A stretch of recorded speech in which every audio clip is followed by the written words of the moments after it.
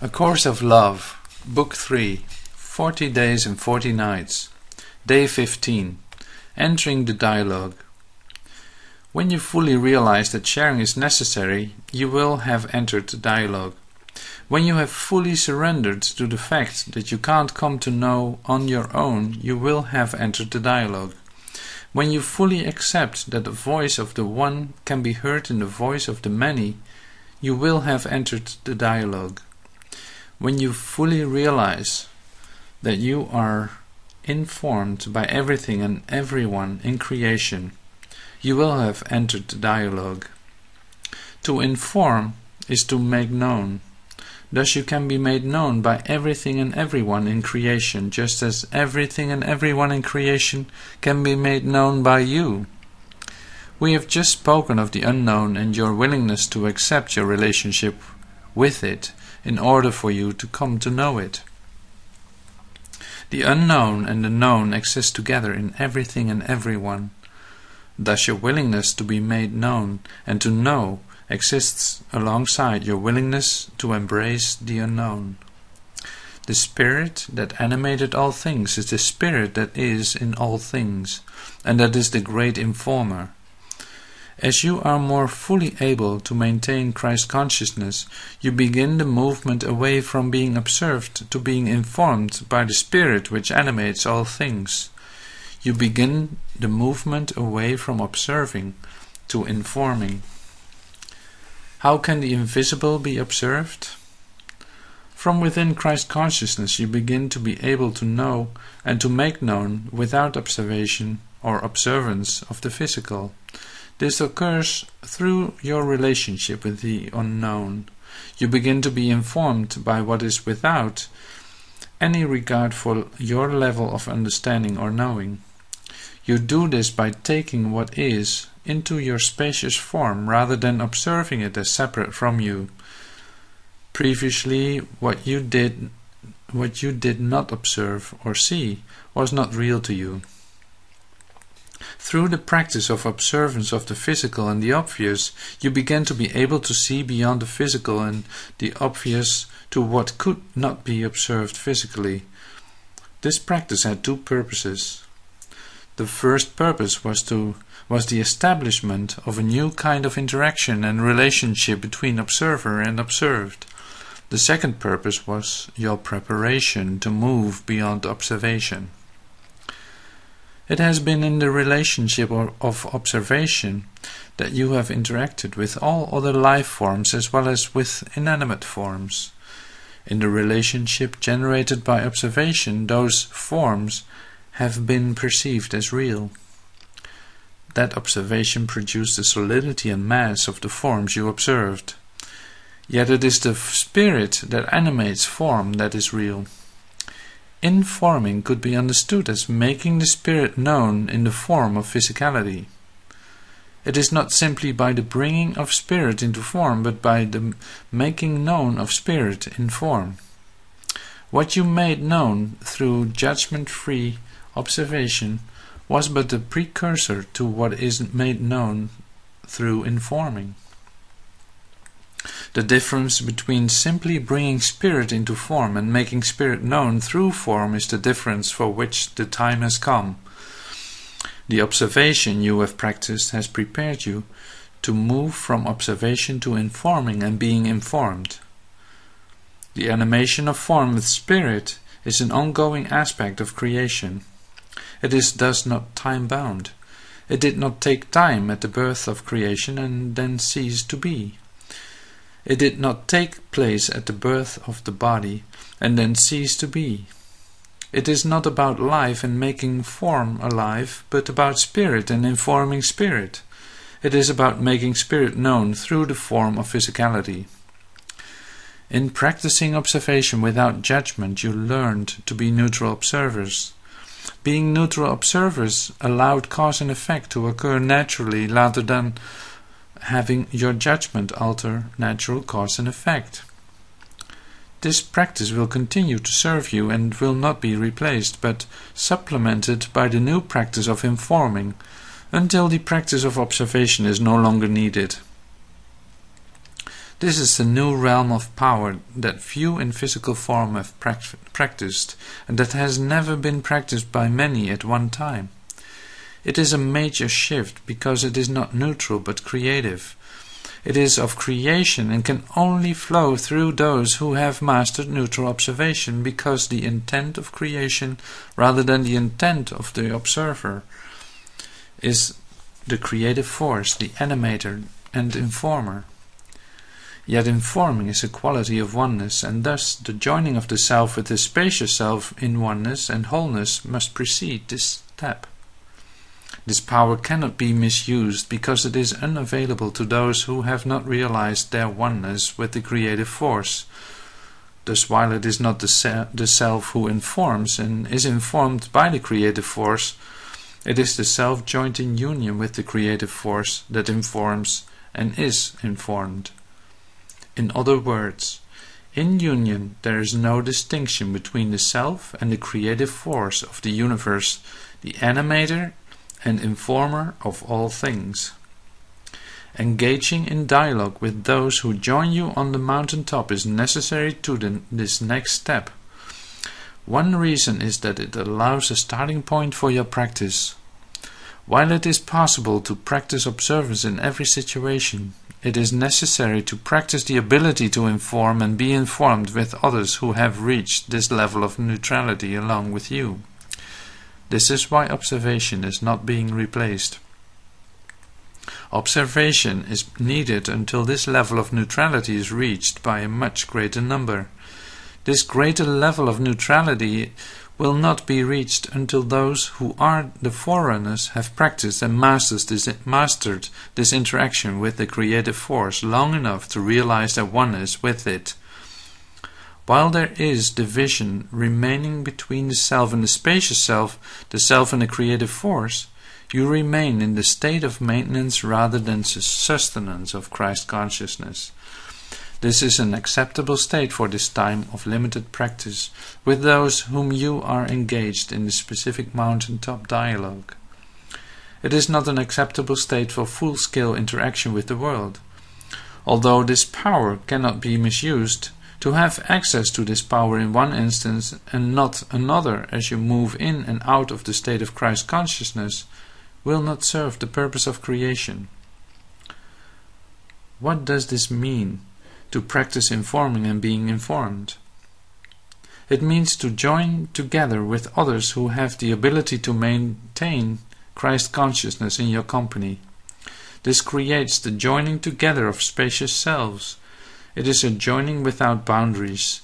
You become clear pools flowing into each other. You make your spirits known. This cannot be explained in great detail, which is why it must be practiced. It is to your own authority only that you must appeal for guidance. The first step is to access your own readiness. Are you able to be a clear pool? If not, what prevents you? Do not be too hard on yourself now, for as has been said, the stones within your pools are like flecks of sand within the ocean. Observe these stones with neutrality and see if they do not wash away. Your willingness to have them gone is all that is required.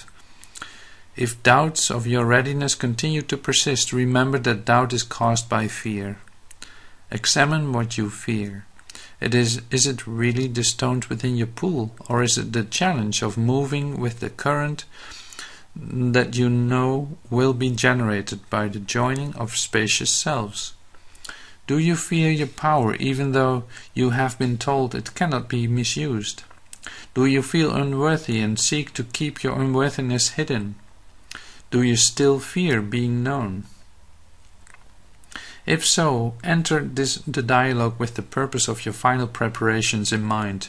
Bring your fears into the light of oneness and see how the light dispels the darkness. This is what we are here for. There is no time to waste, and no protracted length of time will be required if your willingness is true. You are here to make one another known, and in so doing to know oneness. It will be less difficult to know this voice as the voice of oneness once you have listened to the voice of oneness in each other and benefited from its healing properties. To heal is to make whole. To make whole is to become the spacious self. To become the spacious self is to become ready to be informed and to inform with the spirit of creation. This is a very individual stage in the creative process. Groupthink does not replace the consciousness of the one self with the one group self. This is not a time of being judged or adopting the beliefs of others, but one of finally conquering judgment with neutrality or acceptance. Allowing others to accept you as you are is a gift that releases them from judgment and any notion that may have remained within them that Christ consciousness is a form of groupthink. Never will you feel more like an individual than when you are made known through the informing of spirit. Realize how necessary dialogue is. Many resist this stage of development because they feel they have achieved inner knowing. They may still consider themselves to be capable of growing and changing, but feel in a certain sense that it is unnecessary. They have achieved a goal consistent with their concept of inner knowing, and mistaken this as knowing the self. Movement is necessary to know the self. The ongoing informing and animation of the physical with the spiritual is just that, ongoing. The easiest way of all to slip from knowing to not knowing is through stagnating in a known place. To cease to accept the unknown is to cease to come to know. Entering the dialogue keeps you in constant contact with the unknown and with unceasing knowing, coming to know. You thus are not to come together as the known, but as the unknown. You dialogue about the unknown, but not the known. By keeping in constant contact with the unknown, you stay in constant dialogue, for you have not claimed a knowing that disallowed coming to know. You are in dialogue because in dialogue, coming to know is a fluid exchange. Imagine the current of energy or clear pools of the spacious selves coming together. This current washes some stones clean and then washes others away. It changes the clear pool by dredging up sediment that has settled on the bottom. As the clear pool merges with the current of other clear pools, it is able to change directions, see new sights, gain new insights. While this is only an initial or practice stage of movement, it is obvious that movement will always be needed for the clear pool not to become a stagnant pool. To be engaged in dialogue with certain others is different than entering the dialogue. But entering the dialogue is not different than engaging in specific dialogues. This is so because entering the dialogue is an all-encompassing state in which everything and everyone interacts with you through the exchange of dialogue.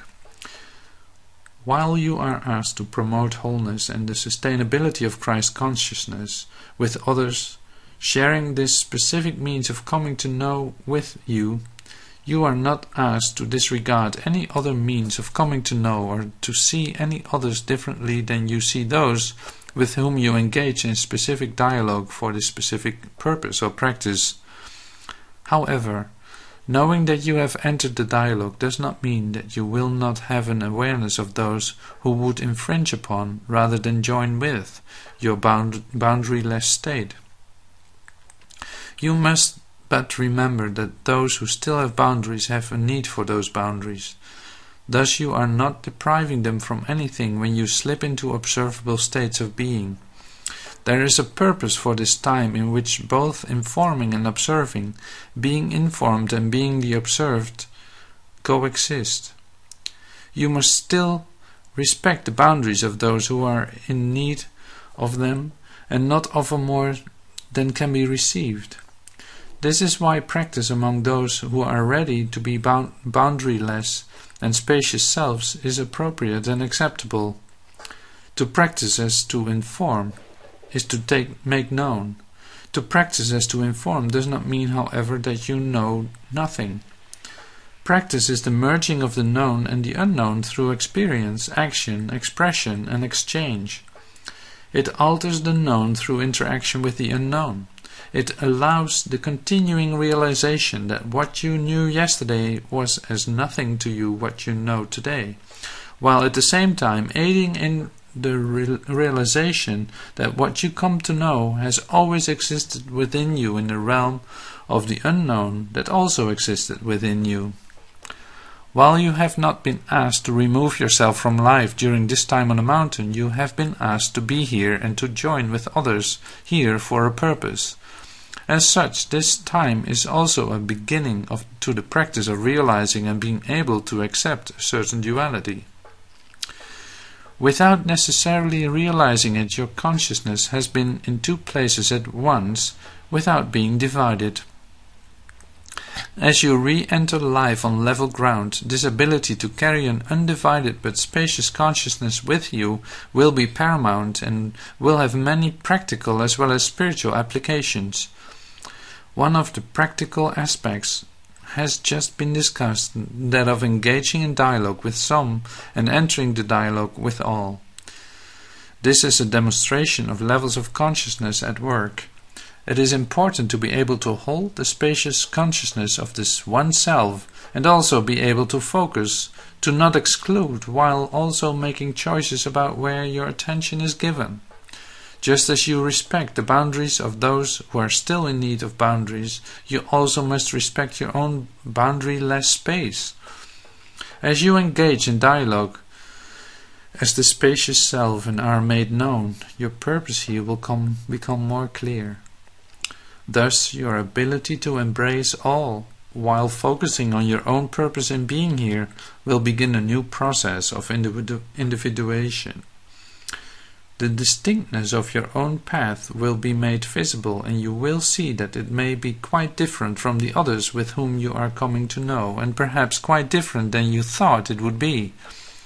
You will be shown that you can enter the dialogue with all and still focus or place your attention on areas that might not interest others in the slightest. You may thus find that there is a time of walking alone approaching, or a time of gathering with many. You will realize that you have felt cocooned by the time on the mountain and by those who have joined you, and that you may have grown less eager to strike out on your own. You may have thought joining being done here was the joining with a specific group rather than a joining with yourself and with all. This fallacy needs to be brought to your attention now, so that as you join in true spaciousness with those coming to know along with you, you do not create false ideas concerning what this is about. Remember that this journey has not been about becoming selfless, but about realizing your true identity. We have now debunked your myths about your true identity being an idealized form of the self. Now are you ready, through your ability to view your own self as well as with that which you observe, with a neutrality that embraces the unknown as well as the known, to reclaim yourself and your purpose here?